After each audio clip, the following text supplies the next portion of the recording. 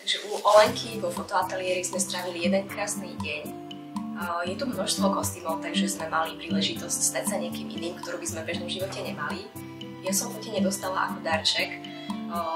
Vynikajúco som si to užila, takže nabádam všetkých, keď neviete, čo darovať, nemusíte darovať nič materiálne.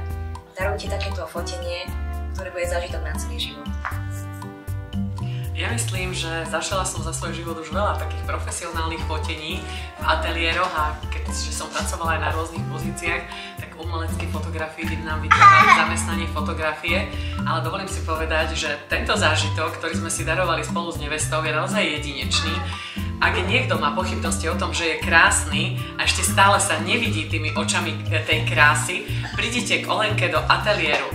Môžete zažiť prierez rôznych storočí, rôznych historických období. Môžete sa stať sexy šelmou, alebo nežnou princeznou, alebo divokou Carmen, ale môžete mať aj úplne nádherné prirodzené fotky, ktoré si myslím, že budú radosťou nielen pre vás samotných, ale myslíme na to, že raz tu zanecháme po sebe nejaký odkaz a ten odkaz krásnej fotografii starej mamy, prastarej, praprastarej mamy môžete nechať aj svojim potomkom. Ale je to úžasná, poviem, aj psychoterapia pre všetkých, alebo fototerapia to rovno nazvem, je to fakt fototerapia, ak sa chcete ženy, ale aj muži vidieť krásnymi, úžasnými a dokonalými a zažiť to ešte v partii s človekom, ktorého máte radi, je naozaj výnimočný zážitok.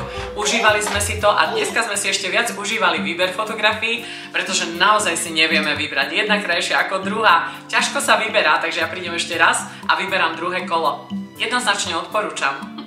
Ďakujeme, Olenka. Ďakujeme, bolo to úžasné.